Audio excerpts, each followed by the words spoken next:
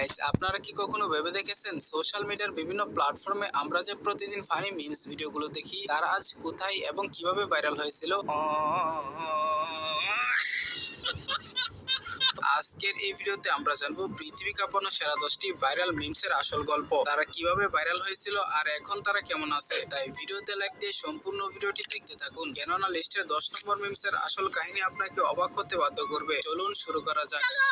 Guys, লিস্টের শুরুতে আমরা রেখেছি এক হাসি দিয়ে রাতারাতি বিশ্বজুড়ে পরিচিত লাভ করা কিশোর অরুণ কুমারকে।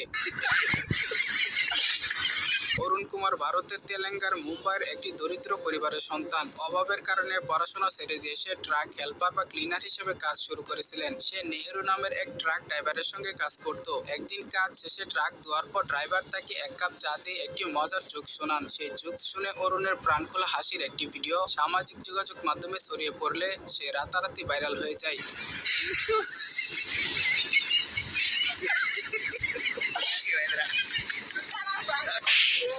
অরুণের সে ভাইরাল হাসি ভারত সরকারের নজরে আসে। বর্তমানে সরকারি সহায়তায় সে নিয়মিত পড়াশোনা করছে এবং ভবিষ্যতে গ্রাজুয়েট হয়ে একটি সম্মানজনক পেশায় যুক্ত হওয়ার স্বপ্ন দেখছে। এরপরে রয়েছে আলজেরিয়ান কমেডিয়ান এবং গায়ক নাবিল সেফতি। তিনি মূলত 2013 সালে একটি গানের প্রতিযোগিতামূলক অনুষ্ঠান আরব আইডলে তার অডিশনের একটি ভিডিও ক্লিপের মাধ্যমে বিশ্বজুড়ে পরিচিতি পান। অডিশনে তিনি একটি গান গাওয়ার সময় তিনি বারবার হাসছিলেন এবং গানটি শেষ করতে পারছিলেন না। এই ফানি মুহূর্তটি সোশ্যাল মিডিয়ায় ব্যাপক ভাইরাল হয় এবং তিনি লাফিং গাই মিম হিসেবে পুরো দুনিয়ায় বিখ্যাত হয়ে ওঠেন।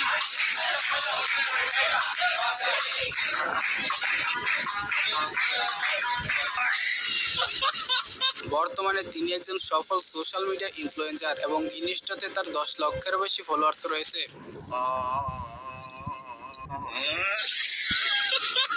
এরপরে আপনারা দেখবেন এক হাসিতে ভাইরাল মোতাহার আনাস।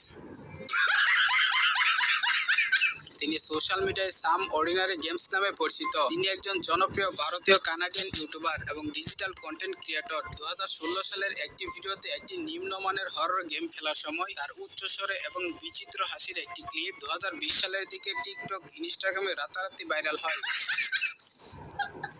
এখন তার এই হাসিটি বিভিন্ন ফানি ভিডিওতে মিমস হিসেবে ইউজ করা হয়। তিনি বর্তমানে কানাডার অন্টারিও প্রদেশের টরন্টো শহরে বসবাস করছেন। এমনকি তিনি নিয়মিত তার সাম অর্ডিনারি গেমস ইউটিউব চ্যানেলে ভিডিও আপলোড করেন। যাই হোক, এরপরে থাকছে হাসির জন্য বিশ্বজুড়ে পরিচিত পাওয়া জিয়াস। তার আসল নাম জিক আসিয়ে গবু। তিনি অত্যন্ত জনপ্রিয় মার্কিন ইউটিউবার এবং সোশ্যাল মিডিয়া ব্যক্তিত্ব। জিয়াস ও তার বন্ধু বিলু তারা মূলত নতুন হিপ হপ এবং র্যাপ মিউজিক ভিডিওর উপর অত্যন্ত এনার্জেটিক এবং মজার রিয়াকশন ভিডিও তৈরি করে থাকেন।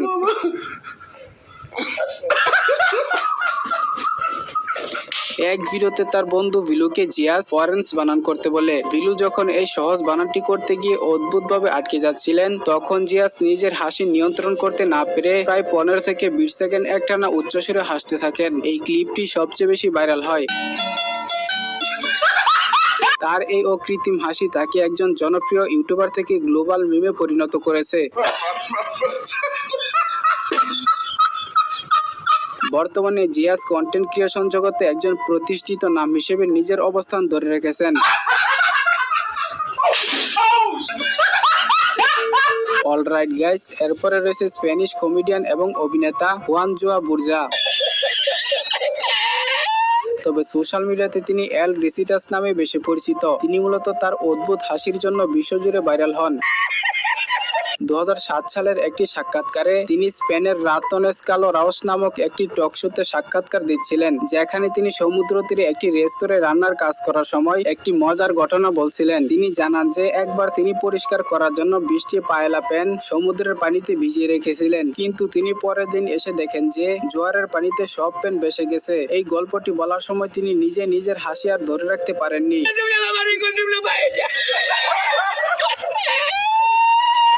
তার এই অট্টহাসি এবং অদ্ভুত শব্দ শুনে উপস্থাপকও হাসিতে ফেটে পড়েন।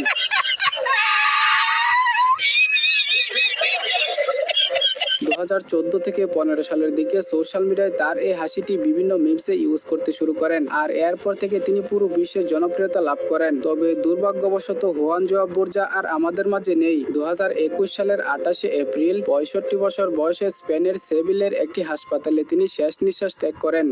এরপরে রয়েছে সোশ্যাল মিডিয়ায় ভাইরাল হওয়া আরো এক মিমস ক্রিয়েটর সুভাষ রানী আজুহা। তিনি প্রধানত প্যারি समझ गई নামক একটি ইন্টারভিউর মাধ্যমে রাতারাতি ভাইরাল হয়েছিলেন। प्यारी समझ गई 2020 সালের মার্চ মাসে স্কোপ অফ আনক্রিপ্টেড নামক একটি ইউটিউব চ্যানেলের সাক্ষাৎকারে তিনি প্রথম আলোচনায় আসেন। সেখানে দিল্লির একটি পার্কে তাকে করোনা ভাইরাস প্রতিরোধের উপায় সম্পর্কে জিজ্ঞেস করা হয়েছিল। সাক্ষাৎকারে তিনি জানান যে তিনি প্রতিদিন সকালে পার্কে হাঁটেন এবং বিকেলে সৎসঙ্গে যান, তাই করোনা তার কাছে আসবে না। রিপোর্টার যখন তাকে বলেন যে সৎসঙ্গে লোকজনের ভিড় থাকে এবং সেখান থেকে করোনা ছড়াতে পারে, তখন তিনি হাসি মুখে রহস্যময় ভঙ্গিতে উত্তর দেন, আয়ে প্যারি समझ गई। क्योंकि आप सत्संग जाते हो। सत्संग जाते हैं प्यारी समझ गई তার কথা বলার ভঙ্গি এবং হাসির কারণে এই ভিডিও ক্লিপটি সোশ্যাল মিডিয়ায় জনপ্রিয়তা পায় এবং তিনি বিখ্যাত মিম টেমপ্লেটে পরিণত হয়। प्यारा समझ जा ভাইরাল হওয়ার পর থেকে তিনি কোনো বাণিজ্যিক বিনোদন জগতের সাথে যুক্ত হননি। তিনি এখনো আগের মতো একজন সাধারণ গৃহিণী হিসেবে জীবনযাপন করছেন। সাম্প্রতিক তথ্য অনুযায়ী তার বয়স এখন প্রায় 75 থেকে 76 বছর। এরপরে রয়েছে আদিত্য কুমারের সে ভাইরাল সাক্ষাৎকার। 2021 থেকে 22 সালের দিকে বিহারের একটি স্থানীয় নিউজ চ্যানেলে সাক্ষাৎকারের অংশ ছিল, যেখানে একজন রিপোর্টার আদিত্যকে তার প্রিয় স্কুল সাবজেক্ট সম্পর্কে জিজ্ঞাসা করেন। ठीक है, ये बताओ कौन सा सब्जेक्ट अच्छा लगता है। প্রশ্নটি পরিষ্কারভাবে না বুঝে আদিত্য প্রথমে বলে, এরপর রিপোর্টার প্রশ্নটি আবার করলে সে বেশ আত্মবিশ্বাসের সাথে উত্তর দেয়, कौन सब्जेक्ट अच्छा लगता है। बैगन। अरे सब्जेक्ट विषय।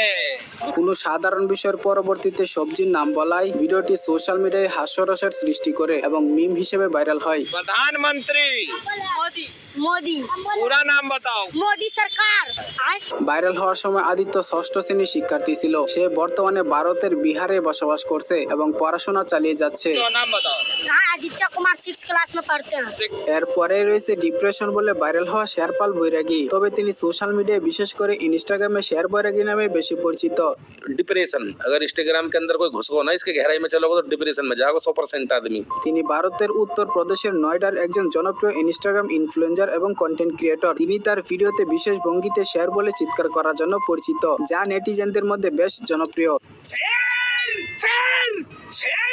এছাড়াও দোস্ত কাট নামক একটি ব্রডকাস্টে তার একটি সাক্ষাৎকার ভাইরাল হয়, যেখানে তিনি রসিকতার ছলে বলেছিলেন, আমি 24 ঘন্টা ডিপ্রেশনে থাকি। डिप्रेशन এই ক্লিপটি সোশ্যাল মিডিয়ায় প্রচুর মিম হিসেবে ব্যবহৃত হয়েছে। তিনি একসময় অতি দরিদ্র সাধারণ শ্রমিক ছিলেন এবং চরম দরিদ্র থেকে উঠে এসে সোশ্যাল মিডিয়ার স্টার হয়েছেন। তিনি বর্তমানে ভারতে বসবাস করছেন, তবে তিনি বিভিন্ন সময় আইনি জটিলতায় পড়েছেন। যাই হোক, এরপরে রয়েছে সোশ্যাল মিডিয়ায় প্রচুর মিম হিসেবে ব্যবহৃত হয়েছে। তিনি একসময় অতি দরিদ্র সাধারণ শ্রমিক ছিলেন এবং চরম দরিদ্র থেকে উঠে এসে সোশ্যাল মিডিয়ার স্টার হয়েছেন। তিনি বর্তমানে ভারতে বসবাস করছেন, তবে তিনি বিভিন্ন সময় আইনি জটিলতায় পড়েছেন। যাই হোক, এরপরে রয়েছে বিখ্যাত এই মিমসটি। হ্যাঁ, ভিডিওতে থাকা এই ছেলেটির নাম আলবার্ট ওফোসো নোকেটিয়া, যাকে সোশ্যাল মিডিয়ায় অনেকে ফানি আলবার্ট বা ক্রাইং লাফিং বয় নামে চেনেন। তিনি পশ্চিম আফ্রিকার দেশ গানার কুমাসি শহরের বাসিন্দা। আলবার্টের মা এক সাক্ষাৎকারে জানান যে বাচ্চাটি ভীষণ মন খারাপ করে কাঁদতে থাকলে তাকে কাঁদতে দেখে তার দাদি তাকে শান্ত করার জন্য একটি মজার গান গাইতে শুরু করেন। দাদির সেই মজার গান শুনে আলবার্ট নিজের দুঃখ বলে কান্নার মাঝে হাসতে শুরু করেন। এই বিরল মুহূর্তটি তার এক চাচা ফোনে ধারণ করেন। পরবর্তীতে সোশ্যাল মিডিয়ায় আপলোড করলে ঝড়ের গতিতে ভাইরাল হয়ে যায়। এরপরে রয়েছে আমেরিকান ইউটিউবার এবং কমেডিয়ান জন আলফোনজা বেকার জুনিয়র, যিনি মিডিয়াতে স্পোকেন রিজনস নামে পরিচিত। 2015 সালে অল ডে ডিজিটালের ইউটিউব সিরিজের একটি কমেডি শো এর 19 নম্বর পর্বের ভিডিওতে তিনি ডক্টর রিজনস নামক একজন থেরাপিস্টের চরিত্রে অভিনয় করছিলেন। তার সামনে বসা রোগী যখন জোকার বা ক্লাউনের প্রতি তার তীব্র ভয়ের কথা বলছিলেন, তখন স্পোকেন রিজনস পেশাদার থাকার চেষ্টা করেও নিজের হাসি আটকে রাখতে পারছিলেন না। সেই অনিয়ন্ত্রিত হাসিটি সবার নজর কাড়ে।